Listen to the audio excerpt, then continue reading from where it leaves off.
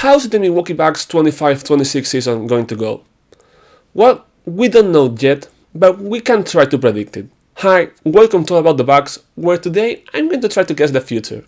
With the regular season starting tonight for the Milwaukee Bucks, I'm going to make 5 predictions about what I think is going to happen this year, starting with the one I feel it's more likely to become true, and ending with the one that I think it's a little more far-fetched, but it still could happen. That said, let's go with it. Okay, first, I predict Giannis Antetokounmpo to break his personal assist record. He ended last season with 6.5 assists a game, which is his highest mark in the NBA, and I think he's going to beat that because the Bucks are probably going to play through him a lot, even more than they have in the past seasons, and so he's going to have the chance to be more of a playmaker and help his teammates to get open shots. It looks like Doc Rivers is running back the Giannis and shooters formula, so I think he's going to put a lot of pressure on the rim, a lot of pressure on the defense, and so he's going to force defense to collapse and he's going to have shooters open, right? Like Miles Turner, AJ Green, Gary Trent. There's going to be a lot of chances for him to make a good pass, and so I think he's going to prove that he's a better passer than the stats would make you think, and he's going to be very high on the list. My second prediction is that AJ Green is going to set the franchise record for the most 3-pointers made in one's regular season.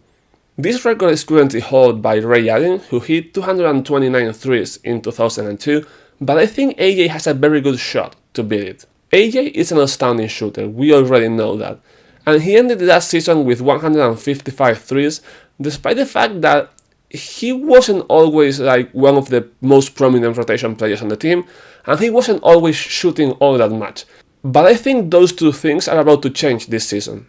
For what we've seen in preseason, it looks like he's going to be a starter, so he's going to play more minutes than he's used to, but not only that, the Bucks also want to play faster, which means more possessions, and want to shoot more threes, which obviously means more shooting opportunities for him, which I think is the perfect scenario for him to have a great shooting season and get to beat the Ray Allen mark.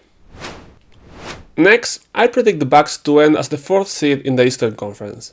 I know this isn't that risky of a take, but I feel like a lot of people would be ranking the Bucks way lower than that. We have the Knicks and the Cavaliers basically as a lock in the 2 first spot of the conference, and with the Orlando Magic taking a leap, the Atlanta Hawks with some promising moves, and the Detroit Pistons presumably getting better after their great season, I feel like a lot of fans think that the Bucks were going to be fighting for the 6th or even 7th spot in the East. But I don't think that's going to be the case. First, because I think the Bucks are going to be better than people expect, and second, because I don't think all that teams are going to be better than the Bucks.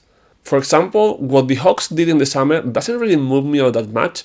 I'm not really sure Porzingis is going to be a consistent player in 2025, and then people are basically taking for granted that the Pistons are going to be better than last season, and I don't really know about that. They have lost a few important pieces, so I'm not really sure they're going to take another leap. And then the Bucks have lost a lot of scoring with Damian Lillard, but I think they can make up for that with the new, more athletic and younger roster, so I don't think they are going to be moving backwards on the standing, and I think they are going to host a first round playoff matchup. Now we're getting a bit more specific, because I'm predicting the Bucks to rank in the top 5 in transition points. For me, this is kind of a must for the Bucks, because they have Giannis, who is one of the best transition players ever, and they are not taking advantage for it, but I think this year they really have the weapons to do so. Last season, Giannis ranked 2nd in transition points, but the Bucks ranked 25th, which basically means nobody else was helping the Greek Freak. But that changed in preseason. You could feel the Bucks want to play faster, and they now have younger and quicker players to do so. They have Cole Anthony, who's been pushing the ball in transition, they have Kevin Porter Jr. doing the same, even Kyle Kuzma is doing so. Like, you could feel there's a conscious effort to push the ball and push the pace now. And I think that's going to help Giannis not only to score more in transition, but to find transition partners that he hasn't really had in the previous season. And I think he will make the Bucks finally excel at this.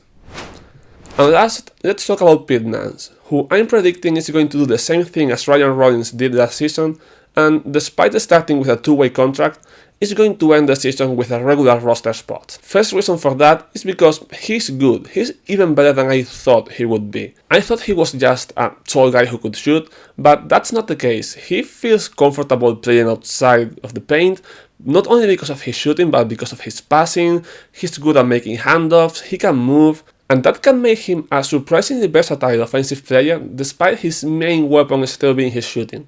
He's also a solid defender. Like, he looks so skinny that you might think he would be just bullied in the paint, but he can move, he can protect the rim. I've been pretty surprised of how solid he's been in preseason and summer league, and I know that's not exactly an NBA level of competition, but with his athleticism, I think he kind of fits in what the Bucks want to do this season and can find his way into the rotation. And that's important because I think other bigs in the Bucks roster don't really fit that much, and I'm mainly talking about Bobby Portis. I think this is the season he might finally get traded because he doesn't really fit now. He's way slower and has a very slow pace kind of offense where he's just posting up and wasting a few seconds, and he makes everything slower, which I don't think is what the Bucks want to do this season, and they probably don't want him to be shooting all that many mid-range shots this season either. He also doesn't really fit on defense anymore. Like, he was solid last season when the Bucks were playing zone defense, but I don't think that's something they want to do as much this season. Like, the zone defense always felt as some kind of plan B because they had Bobby and Brook and they have to hide them somehow, but I feel they want to be more aggressive and more mobile this season. So again, he doesn't really fit. I'm not saying Pete Nance is just going to take his spot, but I think this could make him a less important player. And then you got Jericho Sims, who is super versatile on defense, but he does literally nothing on offense unless you give him a free dunk. And so I think there's going to be some nights where Pete Nance is going to have some minutes. And so we could get to a point where Nance is having minutes on a somewhat regular basis, and so I think he could earn a roster spot. Maybe they won't give it to him, but if we get to a point where the Bucks feel like he could be useful on a playoff series, I think he might finally get a regular contract. And that's all. Let me know in the comments which of these predictions you think are going to become true and which ones are not, and feel free to let your predictions in the comments too. This could make for a fun video at the end of the season where we go through all the predictions we made. So yeah, let's have some fun with it. That said, thanks for watching.